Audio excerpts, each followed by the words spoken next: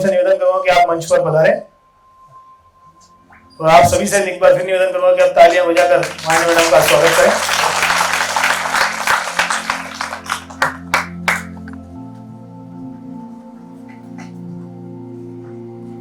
और इसी में अध्यक्षता करेंगी श्रीमती मनीषा चौधरी मैडम। मनीषा चौधरी मैडम आप श्री यहाँ पधारें। सुश्री माफी चाहूंगा, सुश्री मनीषा चौधरी मैडम।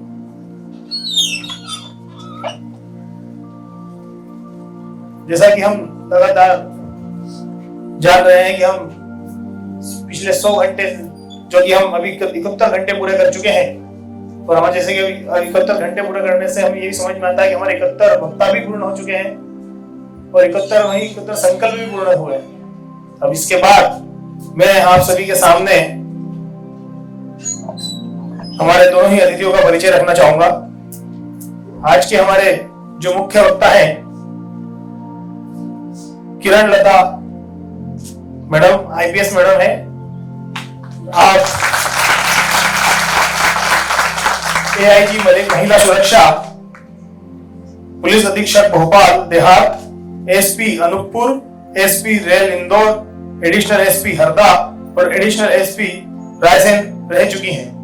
आपने इतने पदों पर भी अपनी सेवाएं पूर्व में दी हुई है। और वहीं हमारे जो आज की अध्यक्षता कर रही हैं मनीषा चौधरी मैडम, आप शासकीय अनुसूचित जाति कल्याण महाविद्यालय छात्रावास पंचशील नगर भोपाल में कार्यरत हैं। और साथ ही में संध्या मैडम से निवेदन करना चाहूंगा कि आप आए और मनीषा मैडम का बैच पहनाकर स्वागत करें।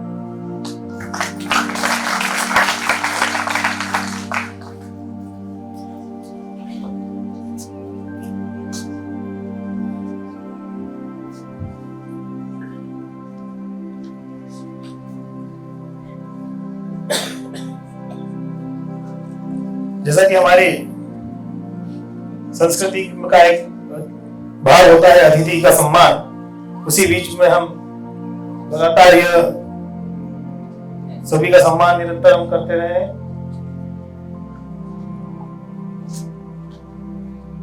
वही जो हमारे आज की अध्यक्षता कर रही है मैडम से, मनीषा मैडम से निवेदन करूंगा कि आप किरण मैम को बैच पहनाकर वो पुस्तक देकर उनका स्वागत करें।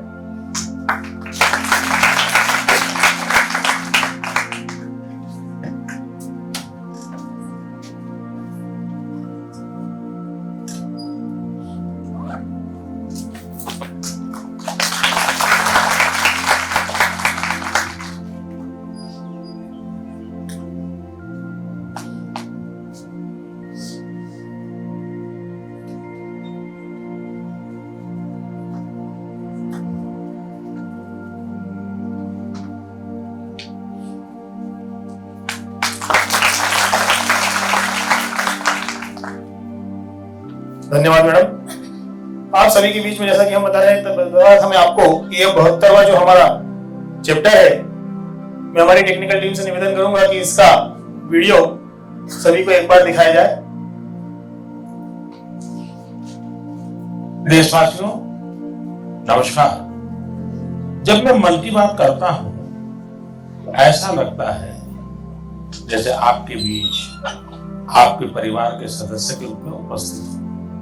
हमारी छोटी छोटी बातें जो एक दूसरे को कुछ सिखा जाए, जीवन के खट्टे मीठे अनुभव जो जी भर के जीने की प्रेरणा बन जाए, बस यही तो है मन की बात। आज 2021 की जनवरी का आखिरी दिन है। क्या आप भी मेरी तरह ये सोच रहे हैं कि अभी कुछ ही दिन पहले तो 2021 शुरू हुआ था? लगता ही नहीं कि जनवरी का पूरा महीना बीत गया है। समय की गति इसी को तो कहते हैं। कुछ दिन पहले की ही तो बात लगती है जब हम एक दूसरे को शुभकामनाएं दे रहे थे। फिर हमने लोहड़ी मनाई, मकर संक्रांति मनाई, पोंगल, बिहू मनाया। देश के अलग अलग हिस्सों में त्योहारों की धूम रही। 23 जनवरी को हमने नेताजी सुभाष चंद्र बोस के जन्मदिन को पराक्रम दिवस के तौर पर मनाया और 26 जनवरी को गणतंत्र दिवस की शानदार परेड भी देखी। राष्ट्रपति जी द्वारा संसद के संयुक्त सत्र को संबोधन के बाद बजट सत्र भी शुरू हो गया है। इन सभी के बीच एक और कार्य हुआ जिसका हम सभी को बहुत इंतजार रहता है। ये है पद्म पुरस्कारों की घोषणा। राष्ट्र ने असाधारण कार्य कर रहे लोगों को उनकी उपलब्धियां और मानवता के प्रति उनके योगदान के लिए सम्मानित किया। इस साल भी पुरस्कार पाने वालों में वे लोग शामिल हैं जिन्होंने अलग अलग क्षेत्रों में बेहतरीन काम किया है, अपने कामों से किसी का जीवन बदला है, देश को आगे बढ़ाया है। यानी जमीनी स्तर पर काम करने वाले अनसंग हीरोज को पद्म सम्मान देने की जो परंपरा देश ने कुछ वर्ष पहले शुरू की थी, वो इस बार भी कायम रखी गई है। मेरा आप सभी से आग्रह है कि इन लोगों के बारे में, उनके योगदान के बारे में जरूर जानें, परिवार में उनके बारे में चर्चा करें। देखिएगा सबको इससे कितनी प्रेरणा मिलती है। इस महीने क्रिकेट पिच से भी बहुत अच्छी खबर मिली। हमारी क्रिकेट टीम ने शुरुआती दिक्कतों के बाद शानदार वापसी करते हुए ऑस्ट्रेलिया में सीरीज जीती। हमारे खिलाड़ियों का हार्डवर्क और टीम वर्क प्रेरित करने वाला। इन सब के बीच दिल्ली में 26 जनवरी को तिरंगा का अपमान देख देश बहुत दुखी भी हुआ। हमें आने वाले समय को नई आशा और नवीनता से भरना है। हमने पिछले साल असाधारण संयम और साहस का परिचय दिया। इस साल भी हमें कड़ी मेहनत करके अपने संकल्पों को सिद्ध करना है, अपने देश को और तेज गति से आगे ले जाना है। मेरे प्यारे देशवासियों, इस साल की शुरुआत के साथ ही कोरोना के खिलाफ हमारी लड़ाई को भी करीब करीब 1 साल पूरा हो गया है। जैसे कोरोना के खिलाफ भारत की लड़ाई एक उदाहरण बनी है, वैसे ही अब हमारा वैक्सीनेशन प्रोग्राम भी दुनिया में एक मिसाल बन रहा है। आज भारत दुनिया का सबसे बड़ा कोविड वैक्सीन प्रोग्राम चला रहा है। आप जानते हैं और भी ज्यादा गर्व की बात क्या है? हम सबसे बड़े वैक्सीन प्रोग्राम के साथ ही दुनिया में सबसे तेज गति से अपने नागरिकों का वैक्सीनेशन भी कर रहे हैं। सिर्फ 15 दिन में भारत अपने 30 लाख से ज्यादा कोरोना वॉरियर का टीकाकरण कर चुका है, जबकि अमेरिका जैसे समृद्ध देश को इसी काम में 18 दिन लगे थे और ब्रिटेन को 36 दिन। साथियों, मेड इन इंडिया वैक्सीन आज भारत की आत्मनिर्भरता का तो प्रतीक है ही, भारत के आत्मगौरव का भी प्रतीक है। नमो ऐप पर यूपी से भाई हिमांशु यादव ने लिखा है कि मेड इन इंडिया वैक्सीन से मन में एक नया आत्मविश्वास आ गया। मदुरई से कीर्ति जी लिखती हैं कि उनके कई विदेशी दोस्त उनको मैसेज भेजकर भारत का शुक्रिया अदा कर रहे हैं। कीर्ति जी के दोस्तों ने उन्हें लिखा है कि भारत ने जिस तरह कोरोना से लड़ाई में दुनिया की मदद की है, उससे भारत के बारे में उनके मन में इज्जत और भी बढ़ गई है। कीर्ति जी, देश का ये गौरव गान सुनकर मन की बात के श्रोताओं को भी गर्व होता है।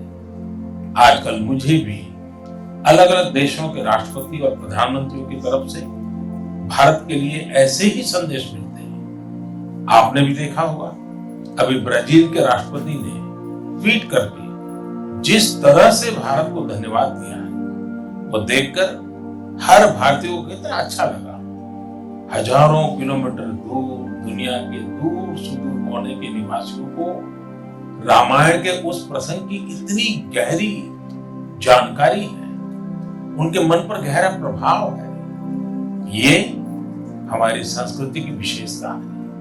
साथियों, इस वैक्सीनेशन कार्यक्रम में आपने एक और बात पर अवश्य ध्यान दिया होगा। संकट के समय में भारत दुनिया की सेवा इसलिए कर पा रहा है क्योंकि भारत आज दवाओं और वैक्सीन को लेकर सक्षम है, आत्मनिर्भर है। यही सोच आत्मनिर्भर भारत अभियान की भी है। भारत जितना सक्षम होगा उतनी ही अधिक मानवता की सेवा करेगा, उतना ही अधिक लाभ दुनिया को होगा।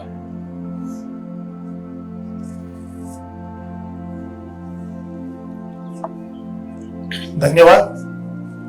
आप सभी को ये क्लिप दिखाकर हमारा ये उद्देश्य रहता है कि आपको निरंतर जो माननीय प्रधानमंत्री जी के द्वारा मन की बात सभी के बीच में होती है, वो भी आपको एक पुनः स्मरण हो कि हमारे माननीय प्रधानमंत्री किन बातों को अपने बीच में एक छोटी छोटी बातों को पूरे देशवासियों के बीच में रखते हैं। इसके बाद में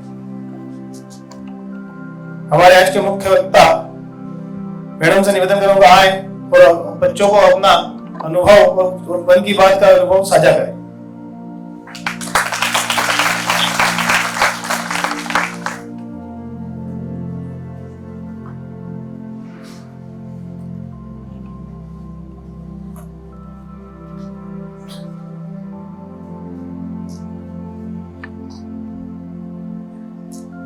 आप लोग लगातार सेमिनार में हिस्सा लिए और मुझे लगता है कि थक गए होंगे।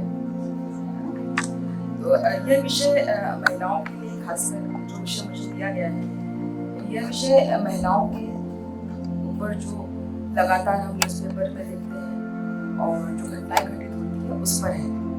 तो मुझे लगता है कि अगर हम इस विषय को सहभागिता रखेंगे, आपकी भागीदारी होगी सुनने में, तो ये आपको बहुत ही आपके लाभ के लिए होगा और हम भविष्य में कुछ योजनाएं भी बना सकते हैं।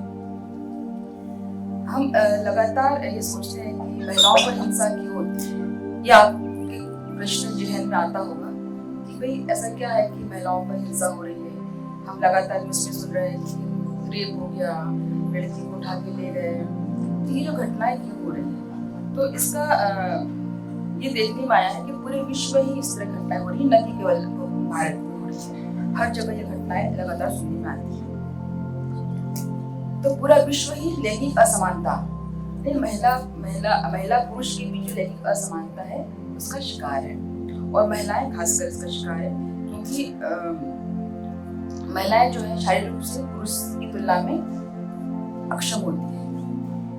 पुरुष जिस तरह बलशाली उसकी कद काठी होती है उसकी तुलना में महिला कमजोर होती है और इसीलिए महिलाओं पर लैंगिक अपराध घटित होते हैं। मेरा ये कहना नहीं कि महिलाएं कमजोर है, हम कमजोर नहीं है, पर हमारी जो शारीरिक क्षमता है वो कम है। इसके लिए हमें क्या करना होगा?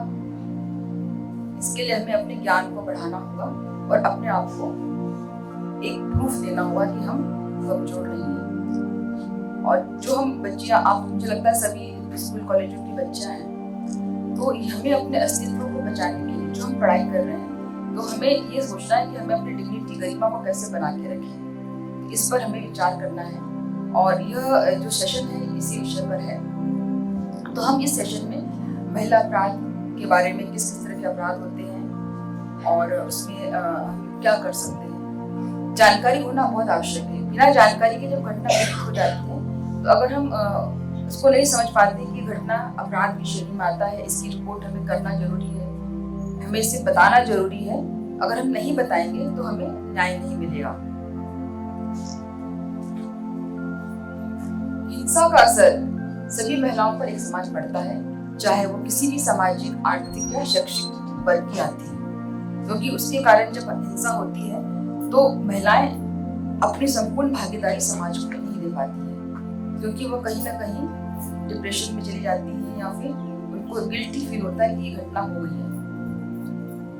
तो इसके लिए संयुक्त राष्ट्र संघ ने 1993 में एक घोषणा की थी इस तरह की हिंसा के उन्मूलन समाप्त करने के लिए, जो महिलाओं के खिलाफ होती है।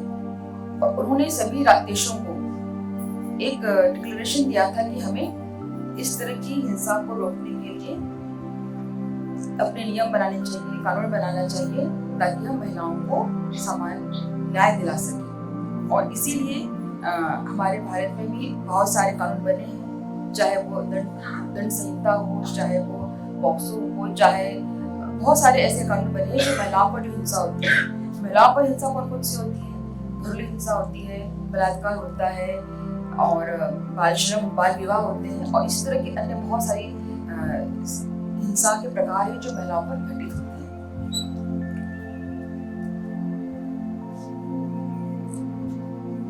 घरेलू हिंसा के अतिरिक्त पुत्र को प्राथमिकता देना, जल्दी विवाह हो जाना, दहेज संबंधी हिंसाएं हैं, वेश्यावृत्ति है, मानव दुर्व्यवहार का अपराध है, बलात्कार है, छेड़छाड़ है, यौन प्रताड़ना है, पोर्नोग्राफी है। ये बहुत सारी चीजें हैं, हम आए दिन हम देखते हैं, क्योंकि आप सभी कॉलेजों में पढ़ते हैं। तो आप जैसे आज जो 2012 में जब निर्भया कांड हुआ था, उसके बाद दंड विधि जो हमारी आईपीसी जो है उसमें एक संशोधन हुआ, उसे कहा जाता है दंड विधि संशोधन अधिनियम 2012। इसके तहत 354 यानी छेड़छाड़, 376 बलात्कार और 326 यानी एसिड अटैक, इन धाराओं का समावेश किया गया जो पहले नहीं थी। 354 सिमटा हुआ था छेड़छाड़ में, उसको 2012 के संशोधन में उसको विस्तृत रूप दिया गया, और उसमें 354A, 354B, C और D इस तरह की 4 कैटेगरी डाली गई, जिसमें जो कि आज की महिलाओं के लिए, आज के बच्चों के लिए बहुत ही लाभदायक है, और इसे समझना ही बहुत आवश्यक है कि किस तरह की घटना को हम थाने में रिपोर्ट कर सकते हैं। तो 354A होता है लैंगिक उत्पीड़न, अर्थात हमारे ऊपर कोई भी व्यक्ति ऐसा कोई हमला करे जिससे कि हमारी लज्जा भंग होती है, वो इस अपराध की श्रेणी में आता है, जो पहले भी था, ये इसमें शामिल किया गया। दूसरा है 354B। 354B में किसी महिला को निवस्त्र करके घुमाना, इसको इसमें लिया गया। और C में लिया गया कि जब हमको ऐसा लगता है कि हम कोई हमारा प्राइवेट काम कर रहे हैं, चाहे हम नहा रहे हो, चाहे हम वॉशरूम का उपयोग कर रहे हो, टॉयलेट का यूज कर रहे हो, चाहे हमारे किसी संबंध है, हमको ऐसा लगता है कि हमारा प्राइवेट काम है, और कोई व्यक्ति उस कृत्य के लिए जो हम कर रहे हैं, हमको हम इस विश्वास में करते हैं कि कोई नहीं देख रहा है। जैसे चेंजिंग रूम में कपड़े चेंज करना, जब हम मॉल में जाते हैं, मार्केट में जाते हैं, तो हमको लगता है कि कोई नहीं देख रहा है, परंतु कोई उस घटना को, उस चीज को कोई अपनी वीडियोग्राफी बनाएगा, फोटो क्लिक करेगा, तो वो अपराध की श्रेणी में आता है। हम इसकी रिपोर्ट थाने में कर सकते हैं और उसके तक अपराध पंजीबद्ध कर सकते हैं। अगर कोई हमारा फ्रेंड या कोई ऐसा व्यक्ति जो लगातार हमारे फेसबुक पर, व्हाट्सएप पर लगातार हमसे रिक्वेस्ट कर रहा है, फ्रेंड रिक्वेस्ट भेज रहा है, और हम नहीं चाहते कि हमसे ऐसा करें, तो वो भी अपराध की श्रेणी में आता है। तो उसकी भी हम रिपोर्ट कर सकते हैं, और इसको पीछा करने की श्रेणी में रखा गया है। तो ये सब ये चीजें चेंज हुई है। इसके पहले एसिड अटैक यानी एक तरफा प्यार में जो लड़के या जो पुरुष महिलाओं को अपनी हामी बनाने के लिए, सम्मति देने के लिए डराते थे, धमकाते थे, या फिर एसिड अटैक करके उसके ऊपर घटना कारित करते थे, तो उस अपराध को भी इसमें शामिल किया गया है। और उसमें मतलब उस अपराध को तो किया ही गया, 10 साल से अधिक की सजा है, परंतु जो खर्चा आएगा, जो उस एसिड अटैक के बाद जो हमारी त्वचा खराब होती है, उसका पूरा खर्चा भी शासन देगी, या फिर उसके माध्यम से हमको दिया जाएगा। ये इस संशोधन में इसको लिया गया।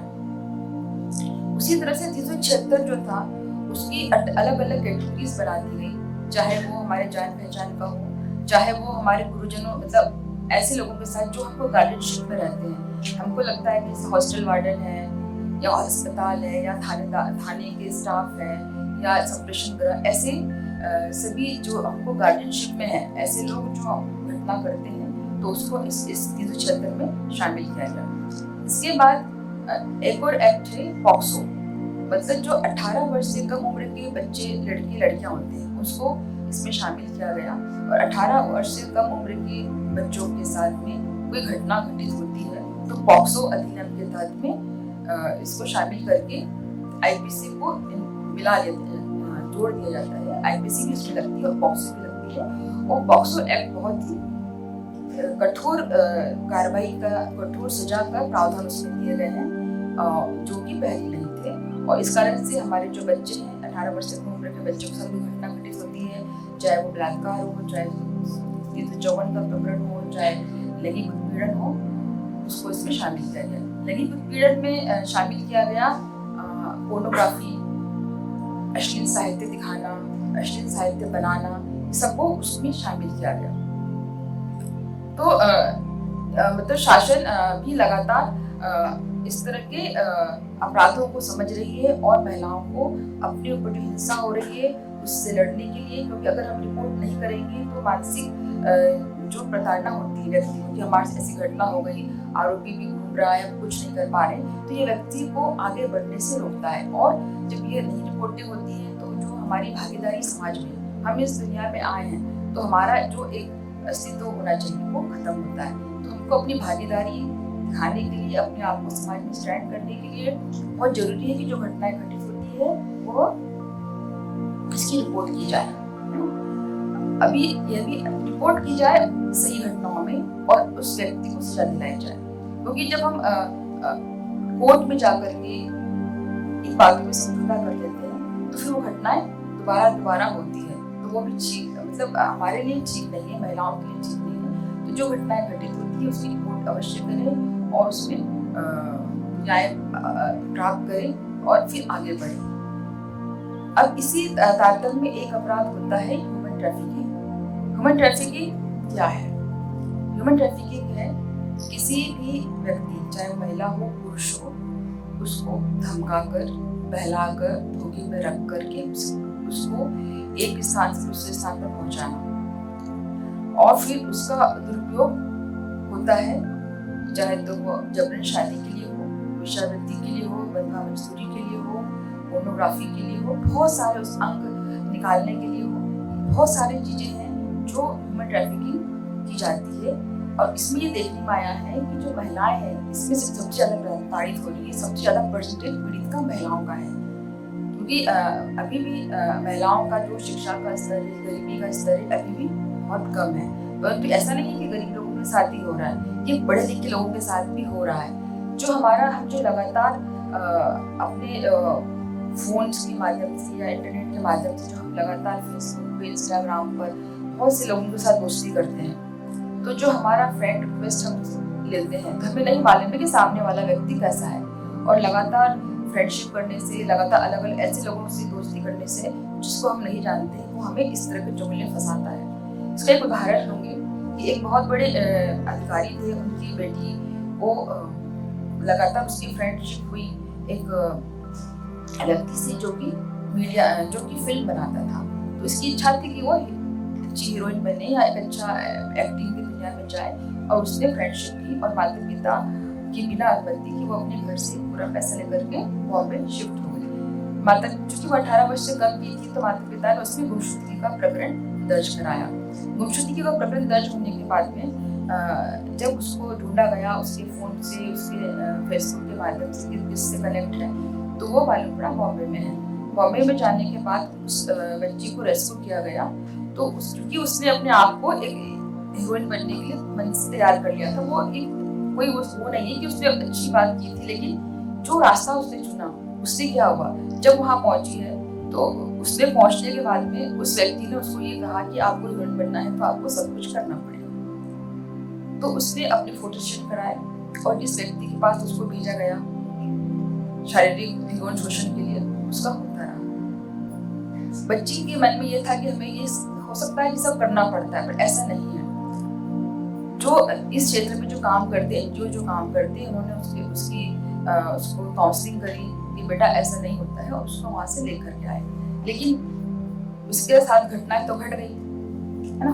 तो हमें जब भी हम कुछ इस तरह की फेसबुक के माध्यम से, व्हाट्सएप के माध्यम से, इंस्टाग्राम के माध्यम से जब इस तरह की दोस्ती करते हैं, तब भी हमको अलर्ट रहने की बहुत जरूरत है कि कौन व्यक्ति हमारा क्या उपयोग कर रहा है। क्योंकि ये भी देखने में आया है कि हम जब इन माध्यमों से जब हम दोस्ती करते हैं तो हम एक जो फ्रेंड होता है वो ये कहते हैं कि अपनी फोटो भेजो, अपनी न्यूड फोटो भेजो।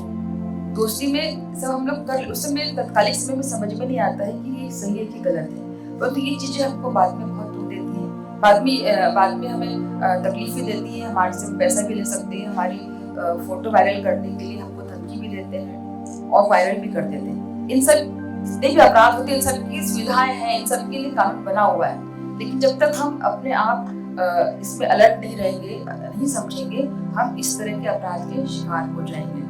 तो अब इसे अभी 2014 में जब बचपन बचाओ आंदोलन ने एक याचिका लगाई थी बच्चों के समय, तो 363 का मामला उन सभी अपराधों में दर्ज होता है जिसमें कि 18 वर्ष से कम उम्र के बच्चे यही चले जाते हैं, या तो शादी के नाम पे चले जाते हैं, या फिर कुछ अच्छा बिजनेस या कोई अच्छी योजना के लिए चले जाते हैं। तो उन सभी अपराधों, उन सभी मामलों में, गुमशुदगी के मामलों में 363 का अपराध यह मानकर कायम किया जा रहा है कि कहीं न कहीं ह्यूमन ट्रैफिकिंग का शिकार हो रहे होंगे।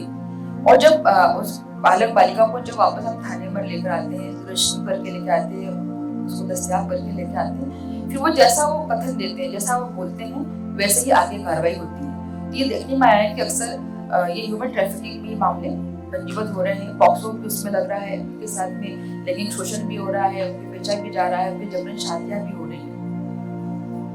अभी महिलाओं का जो लिंगानुपात है कम है, और इस कारण से शादी के लिए भी बहुत जो पुरुष है उनको महिलाओं की आवश्यकता है शादी के लिए। तो जबरन विवाह भी एक ह्यूमन ट्रैफिकिंग का एक बहुत ही महत्वपूर्ण प्रकार बन गया है, जहाँ पर सिर्फ शादी के लिए लड़कियों को खरीदा जा रहा है। तो उसके लिए भी जो हमारा जो फ्रेंड है, जिसको हम तथाकथित अपना प्रेमी समझते हैं या दोस्त समझते हैं, वो कहीं ना कहीं इन लोगों से जुड़ा होता है, और वो हमको जबरन उनके घर भेज देता है, और फिर हम जबरन शादी के शिकार होते हैं, जहाँ पर उम्र भी हमारी कम होती है, 18 से कम उम्र होती है। तो ये समझ लेना बहुत आवश्यक है कि पढ़ते समय प्रेम तो हो ही जाता है, इसमें कोई डाउट नहीं है, हो जाता है, पर उस प्रेम को हम ऐसा करें कि हमको बढ़ना है, हमको आगे बढ़ना है। हम पढ़ लिख के जब बड़े हो जाएंगे, जब पढ़ लिख के हम अच्छे पद हासिल कर लेंगे, तो हम शादी कर लेंगे। ये विचार लड़कियों को होना चाहिए, न कि हम जल्दी शादी करने से, अगर हमारे पास पैसा नहीं है, अगर हमारे पास व्यवसाय नहीं है, तो व्यक्ति को खिलाएगा नहीं। ये सोचने की बहुत जरूरत है कि हम जाके करेंगे क्या, हमारा भविष्य क्या होगा। तो शादी तो एक ऐसी चीज है कि हो ही जाएगी। आप अच्छी नौकरी करेंगे, अच्छी जगह शादी होगी, नहीं करेंगे नहीं होगी तो ऐसे होगी कि हम फंस जाएंगे कहीं ना कहीं, या फिर बहुत कम उम्र में माँ बन जाएंगे। और बहुत कम उम्र में माँ बनना, बच्चे पैदा करना भी हमारी शारीरिक क्षमता को कम करता है। इस बात को समझना बहुत जरूरी है। शादी क्यों 18 साल के बाद की गई, ये समझना बहुत जरूरी है, क्योंकि जो हमारा शरीर होता है वो शायद बच्चे पैदा करने के लिए तैयार नहीं होता है ना। तो ये सब चीजें बहुत आवश्यक है समझना। तो ह्यूमन ट्रैफिकिंग को समझना भी बहुत जरूरी है। मात्र ह्यूमन ट्रैफिकिंग जबरन शादी के लिए नहीं होती है। आज अगर देखा जाए तो एक बहुत बड़े अपराध के रूप में ह्यूमन ट्रैफिकिंग सामने आ रहा है, क्योंकि एक संगठित अपराध है। इसमें एक व्यक्ति शामिल नहीं होता है, इसमें बहुत सारे लोग शामिल होते हैं। जिसने आपको बहलाया फुसलाया, वो उसके पास कहीं ना कहीं से लड़की की डिमांड है, और वो उस व्यक्ति को देता है, मतलब उसका परिवहन कर देता है, फिर जो उसको प्राप्त करता है, फिर जो उसको फिर बेच देता है। एक पूरी लिंक चेन काम करती है ह्यूमन ट्रैफिकिंग में। और जरूरी नहीं है कि हमको सिर्फ शादी के लिए बेचा, हो सकता है वेश्यावृत्ति के लिए बेचा, हो सकता है पोर्नोग्राफी फिल्म बनाने के लिए हमको ले जाया जाएगा, हो सकता है कि हमको सीमा पार कहीं पर जहाँ आवश्यकता है वहाँ भेजा जाएगा। क्योंकि आजकल श्रम जो है, श्रम की भी बहुत आवश्यकता है।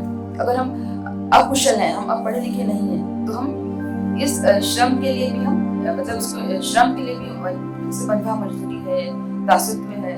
जो ये देखने में आया है कि जो गांव के जो लोग हैं, बहुत जो गरीब लोग हैं, उनको यह बोल के लिया जाता है कि हम आपको ऐसे की मजदूरी देंगे, 300 रुपए देंगे, 400 रुपए देंगे, और फिर वो ऐसा नहीं होता है। जिसको एक जगह पर लेकर लगातार उसके साथ काम कराया जाता है, उसको बंधा बनाकर रखा जाता है। तो आप जो कि सभी कॉलेजों में हैं, पढ़ रहे हैं, तो आप इस दिशा में भी काम कर सकते हैं इन अपराधों को रोकने के लिए।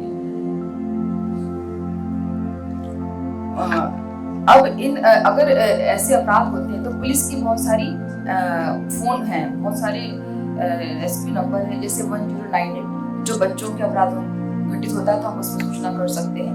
1090 महिला संबंधी अपराध जो होता है उसमें हम रिपोर्ट कर सकते हैं। 100 डायल जो है वो आप किसी भी प्रकार के अपराध के लिए रिपोर्ट कर सकते हैं। तो आप अपनी इन फोन कॉल्स को आप नोट कर लें, ये आपको हमेशा काम आएंगे।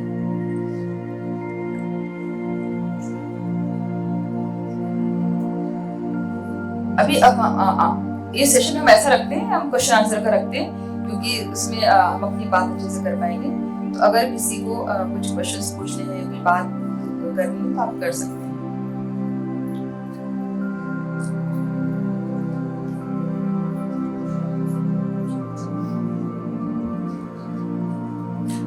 इस समय का अपन सदुपयोग करें। आप लोग सुबह 6 बजे से आए हैं, तो मैडम ने बताया कि हम 6 बजे से आए, लेकिन ठीक है।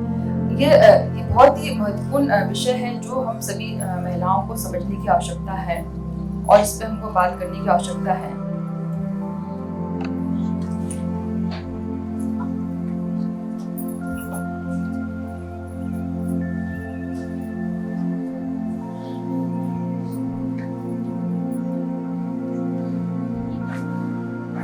हाँ बोलिए। क्वेश्चन करना चाहूंगी कि अगर किसी लड़की के साथ कुछ उत्पीड़न हो रहा हो और उसकी फैमिली भी उसका सपोर्ट ना कर रही हो, उस टाइम वो एकदम अकेली हो, तो उस टाइम वो किस तरह अपना जो है सरकार द्वारा या देखिए, अभी मैंने आपको बताया कि 1090 एक नंबर है जो महिला उत्पीड़न घटना घटित हो रही हो तो उस पर कॉल कर सकते हैं। और अगर उसमें आपको थाने भी नहीं जाना है ना, और आपको ये कहना है कि हमें बताना भी नहीं है किसी को, तो 1090 जहाँ भी आप करेंगे वो महिला अपराध शाखा पे काउंसलिंग सेंटर है, उस नंबर से आपसे बातचीत होगी और फिर संबंधित थाना प्रभारी में एक महिला डेस्क होती है ना। महिला डेस्क में सभी महिलाएं होती हैं जो आपसे बात करेंगी और फिर आपको हेल्प कर सकती हैं। ये बता दें कि जो मध्य प्रदेश में सभी 52 जिलों में महिला थाना है, महिला डेस्क है।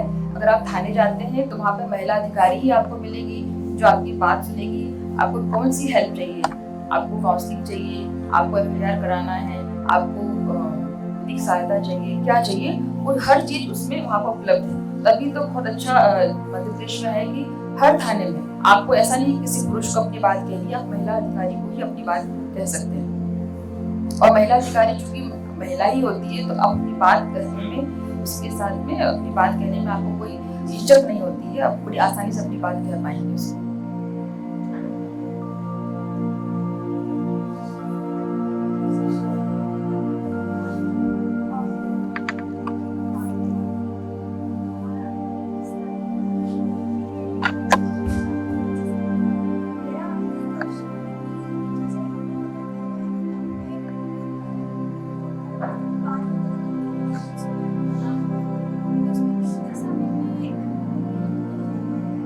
देखिए, जो आप अगर 100 डायल में कॉल करेंगे या 1090 में करेंगे तो विदिन 10 मिनट, क्योंकि 100 डायल के नोडल पॉइंट्स होते हैं, जहाँ भी आप रहते हैं आप जैसे ही फोन लगाते हैं तो आपकी लोकेशन उनके स्क्रीन पर आ जाती है कि आप कहाँ पर हैं और वो 10 मिनट में आपके पास पहुँच जाएंगे।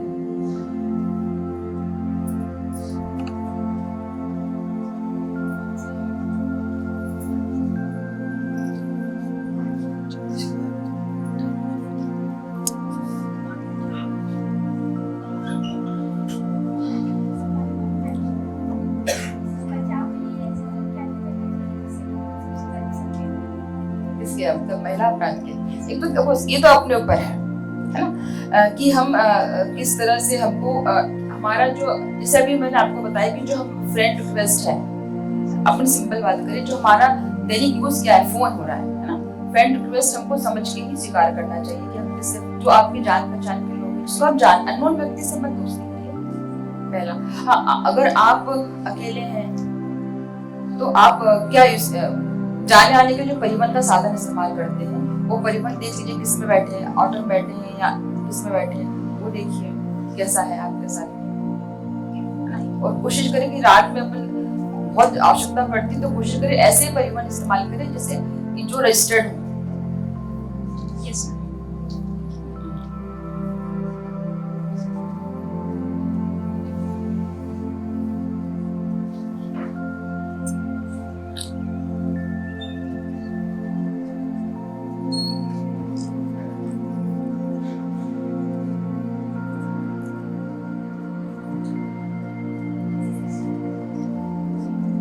और कोई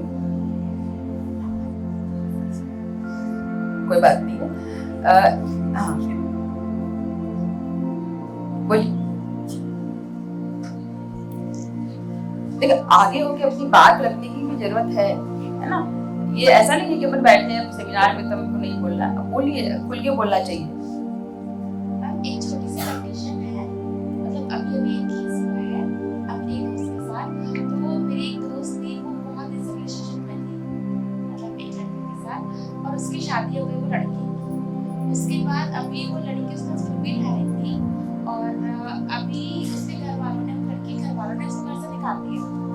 तो अभी वो लोग उससे कोई बातचीत नहीं कर रहे, कुछ नहीं, लेकिन लड़की कहीं चली गई, मतलब वो उस लड़के के साथ भी नहीं है, घर वालों के पास भी नहीं है।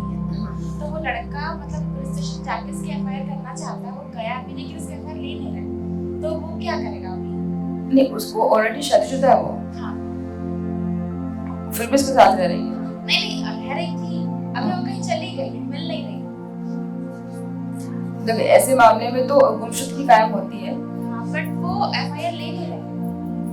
अच्छा, मतलब वो कह रहे हैं कि आप उनके हस्बैंड भी नहीं है, ना तो कोई फैमिली मेंबर, और उसके जो घर वाले हैं वो लोग एफआईआर नहीं कर रहे। इसमें तो गुमशुदगी होना चाहिए, और ये होना ही चाहिए गुमशुदगी, परंतु शादी के बिना लिविंग में रह रहे थे क्या? यस। तो लिविंग को समझना भी बहुत जरूरी है ना। लिविंग जो है, ये हमें एक बात स्पष्ट है कि शादी जो है, जो हमारे जितने भी महिलाओं के, एक मिनट, महिलाओं के जितने अधिकार हैं वो शादी के बाद ही मिलते हैं। लिविंग में रहने से वो अधिकार नहीं मिलते। अब हमारा कानून ऐसा नहीं बना है कि लिविंग को हमने मान्यता नहीं दी है, क्योंकि जब तक शादी नहीं होगी वो लिविंग के अधिकार ऐसा है कि हैं, परंतु अभी तक हमारे समाज में लिविंग के लिए कोई वो नहीं मिला है, छूट नहीं मिली। लेकिन ऐसे मामले में चूंकि वो लड़की गुम हो गई है, उसकी गुमशुदगी कायम होना चाहिए। आप इसमें गुमशुदगी कायम कराएं, एक शिकायत आप महिला अपराध को भेज दें, उनको बताएं कि ऐसा नहीं हो रहा है, तो भेजें, तो हो जाएगा वो।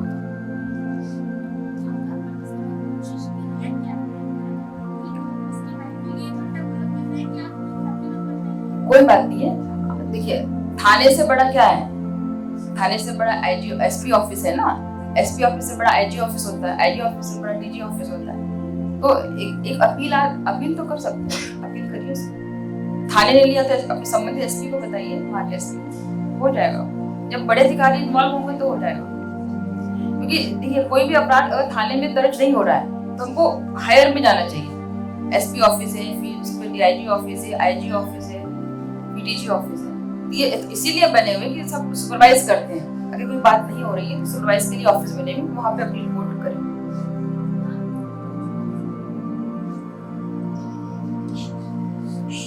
इनके पहले जो आजकल लिविंग का जो चल रहा है ना, वो हम दो व्यक्ति के बीच में चल रहा है, पर सामाजिक रूप में शादी तो नहीं हो रही है। तो जो हमारा विवाह कानून है वो मान्यता नहीं देता है। तो इसको बहुत समझने की जरूरत है कि लिविंग जो है ये कहीं ना कहीं महिलाओं के अहित में ही है।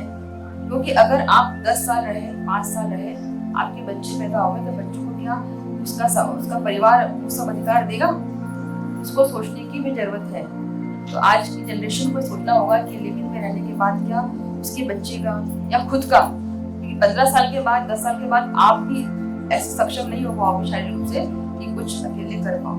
तो अभी सोचने की जरूरत है कि लिविंग में रहना चाहिए कि नहीं चाहिए, हमें विचार करने की जरूरत है आज की जनरेशन में। मैम मैं ये पूछना चाहती हूँ कि सारी चीजें जब इतनी एक्टिव है कि जैसे आपने बताया कि हेल्प तुरंत मिल जाती है, कि आप नंबर लगाओ, महिला हेल्पलाइन पे लगाओ तो आपको हेल्प मिल जाएगी, तो ये चीजें इतनी बढ़ क्यों रही है फिर? जैसे अभी मणिपुर का कांड हुआ कि वहाँ पे वो था, तो यहाँ पे छोटी छोटी बच्चियों के साथ भी होता है, तो ये हो क्यों रहा है, इतना बढ़ रहा है, जबकि सारी चीजें एक्टिव है, आप बता रहे हो। हाँ देखिए, हमने वो सब सुविधाएं मतलब जितनी भी अपराधों को रोकने के लिए, अपराधों की रोकथाम के लिए की है, लेकिन जो मानसिकता है लेकिन आधार पर जो भेदभाव है अभी वो खत्म तो नहीं है। वो खत्म कैसे होगा? वो तो हमको ही करना होगा ना।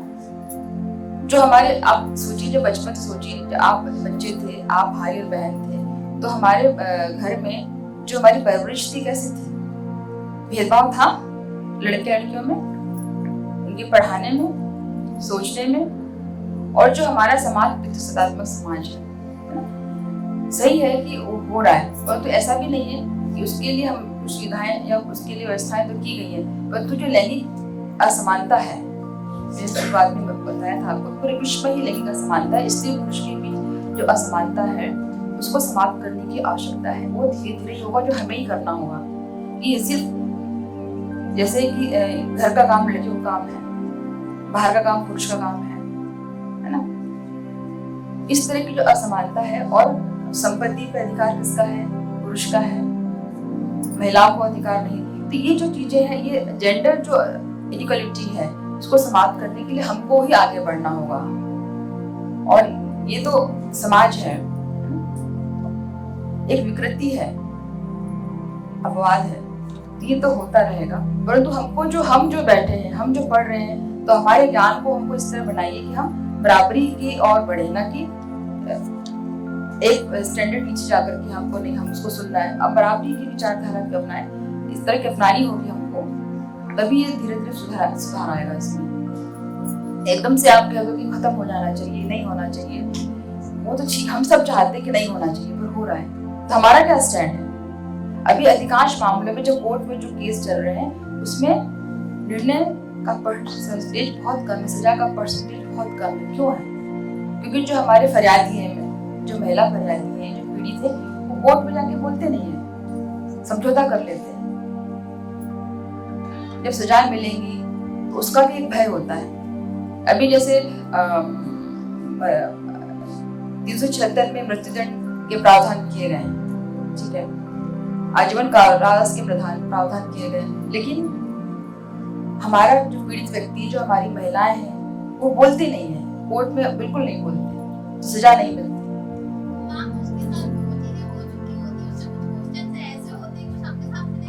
ना सबके सामने नहीं होता है वो सब, वो तो नहीं, वो जो भी ऐसे मामले होते हैं 18 वर्ष से कम उम्र के बच्चों के साथ में सबके सामने क्वेश्चन नहीं होते, वो तो बंद कमरे में होते हैं। जिसे घटना घटित होती है 164 का बयान हम तत्काल कराते हैं। 164 का बयान ये होता है कि न्यायालय के समक्ष अपनी बात रखना।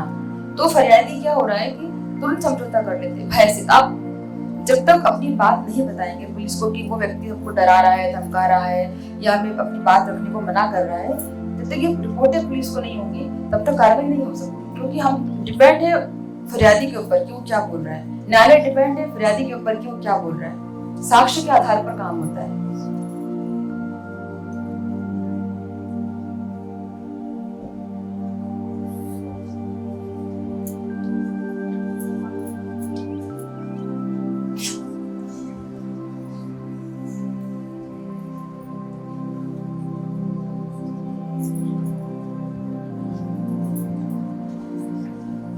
ठीक है, और कुछ?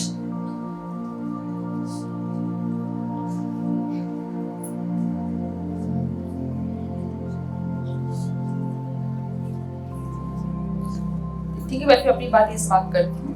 Thank you.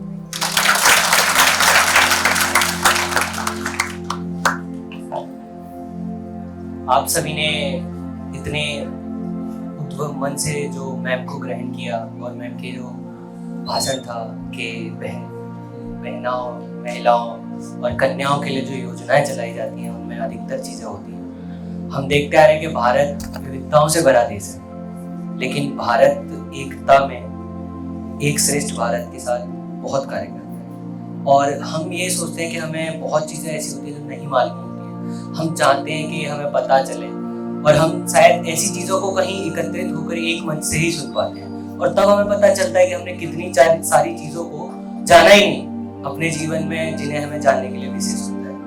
जैसे कि मध्य प्रदेश में काफ़ी योजनाएं चलती हैं। अभी लाडली बहना योजना चल रही है। लाडली बहना योजना क्या है, आपको पता है? किसी को क्या है लाडली बहना योजना? नहीं पता? पता है किसी को लाडली बहना योजना? लाडली सुकन्या योजना चल रही है, ये भी नहीं पता होगा। कन्या विद्याधन योजना चलती है, ये भी नहीं पता होगा। और कन्या विवाह योजना भी चलती है। इन योजनाओं में मुख्यमंत्री शिवराज सिंह चौहान द्वारा जो योजनाएं हैं मध्य प्रदेश के लोगों के लिए, और बेटी बचाओ बेटी पढ़ाओ एक आंदोलन है। एक तरीके से देखा जाए तो जब एक आज से पहले एक एपिसोड में प्रधानमंत्री जी ने कहा था कि हमारे देश में 1000 पुरुषों पे सिर्फ 913 महिलाएं बची हैं।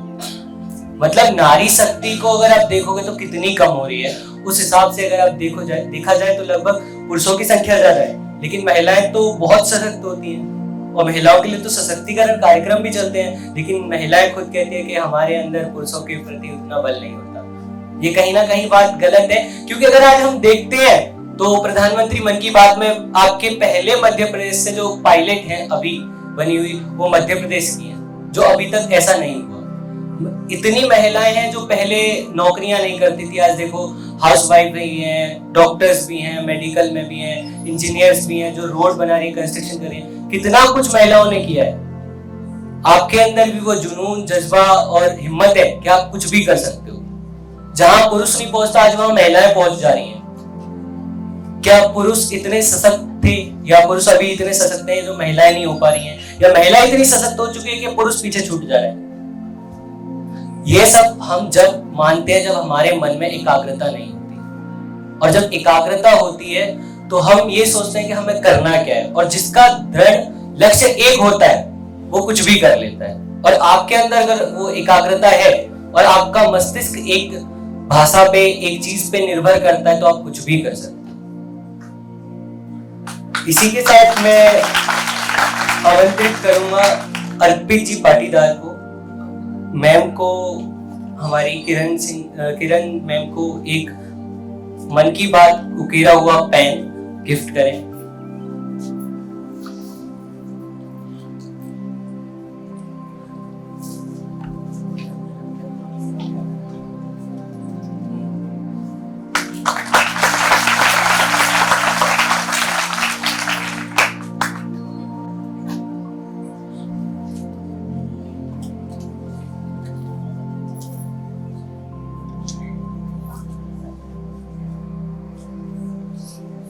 और ये एक पेन और है जो शासकीय अनुसूचित महिला से आई हुई है, उनके लिए भी एक सम्मान से पेन दिया जाए। और एक पुस्तक भी जो हमारे डॉक्टर राघवेंद्र शर्मा जी ने लिखी हुई है अपने हाथों से, जिसमें प्रधानमंत्री मोदी जी के 100 एपिसोड नॉट आउट एट 100 जो पूर्ण हुए हैं उसके उपलक्ष्य में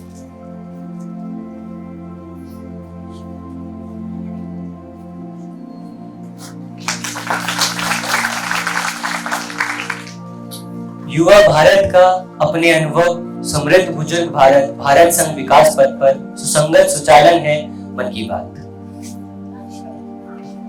सबका साथ, सबका विकास, सबका प्रयास और सबका विश्वास, यह घोष है प्रधानमंत्री जी के मन की बात। मन की बात भारत के पवित्र गौरव का गान है। मन की बात के साथ में मैं आप सभी के लिए अपनी जगह पे खड़े होकर के हम जैसे कि हमारे प्रोग्राम का नाम है मन की बात marathon seminar not out at 100, 100 वक्ता, 100 घंटे और 100 संकल्प। अभी आप सभी लोग अपने ही स्थान पर खड़े हो जाएं और हम एक संकल्प लेने वाले हैं।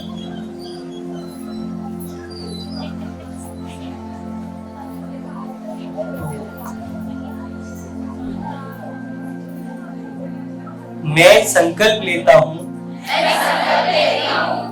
कि स्वस्थ एवं सुरक्षित भविष्य के लिए नवीन ऊर्जा स्रोतों के उपयोग को बढ़ाने के लिए प्रयत्नशील रहूंगा तथा इससे संबंधित संस्थाओं एवं संगठनों का आजीवन सहयोग करूंगा।